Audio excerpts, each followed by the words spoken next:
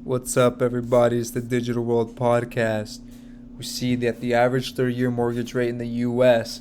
has hit 6.94, but that's the average. I know the highest has hit like 7.37%, and that is 20-year highs, I believe. And if you look here, we're taking it back to like 2000 or so. So you see in the 70s how it ranked. It was 8.9%, in the 80s 12.7, in the 90s 8.1, 2000 6.3, 2010s 4.1, in the 20s it's 3.6. So homes are getting expensive, and people who locked in a 30-year at 2 or 3%, they're not looking to sell their homes at any rate right now. Unless you're in Australia and you have a variable rate mortgage, then man, you're getting squeezed up the wazoo. And this, I got a comment from a subscriber asking, how does inflation have to do with unemployment? Well, it doesn't. That's the crazy part. And I highly recommend you watch Greg Manarino, and he explains it to you.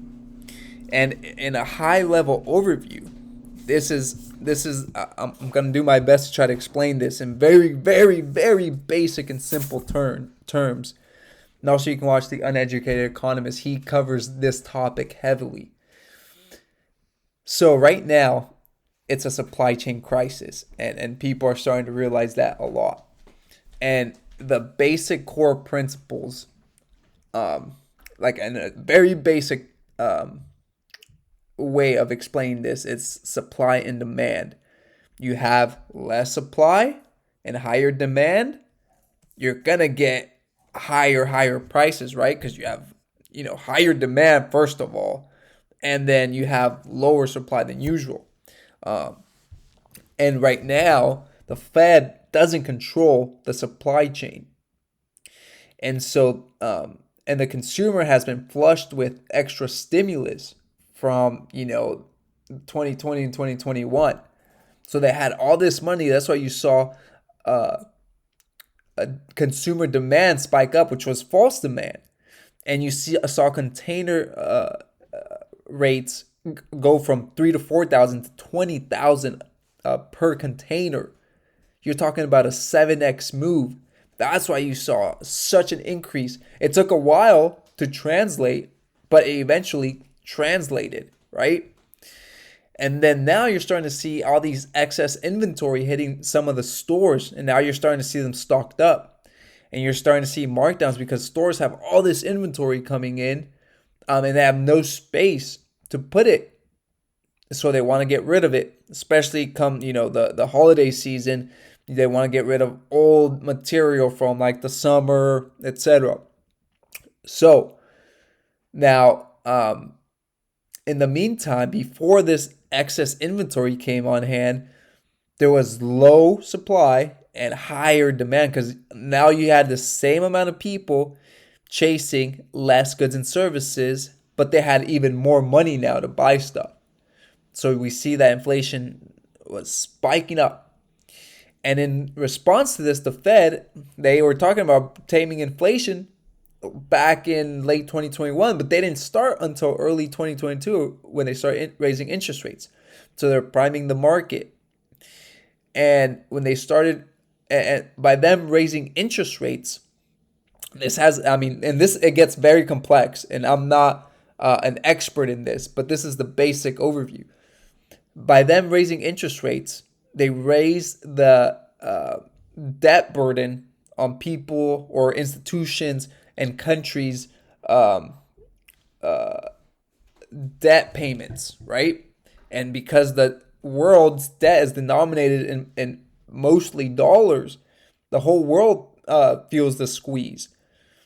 But what they're trying to do is kill the demand for the consumer, and when the consumer feels that pinch, they stop spending. And now this is when unemployment comes in. And this is when videos from The Uneducated Economist definitely fills you in on the smaller details.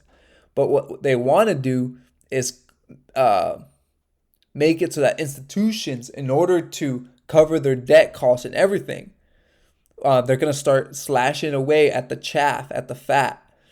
And that, they'll start cutting budgets in certain areas that don't need it. And eventually it gets down to the workers, right? You need at the end of the day, the bottom line is consumer profit or institution profits. And they don't want to go in the negative. And so you'll start seeing them lay people off. And as interest rates keep rising and the pressures keep rising financially, institutions, once they've cut out all other parts of their company, they'll start slashing away at the employees that they have. And then that will even curtail demand from the consumer side of things. And now you'll see people chasing lower wage jobs or even part-time jobs, and you're not going to see people actually pursuing higher paying jobs.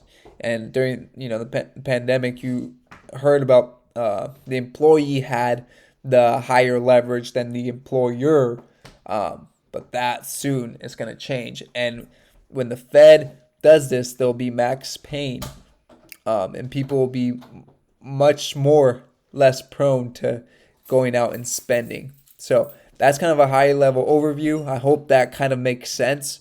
And it's a step-by-step process.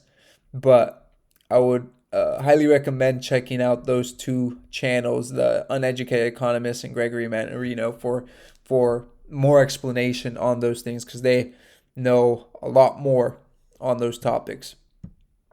Here you see 30-year fixed mortgage rates hit 7.37%, the highest since 2000.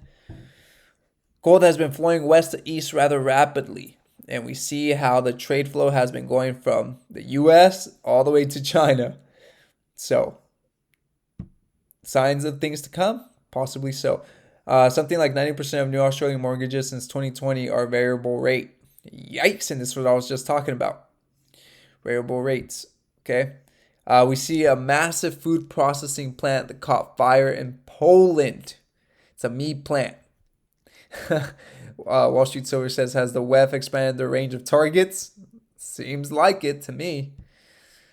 And folks, I'm keeping a close eye on the used car dealerships because of this. A 2020 Toyota Tacoma down nearly 10 grand in a month and a half. 10 grand. You start getting down to, and this could keep on going. I'm looking towards the December, January time period. That's going to be a very interesting time period to keep watch on the used car market. Okay. Thank you for watching. Like and subscribe to the channel. It's the Digital World Podcast, and I'll see you in the next episode.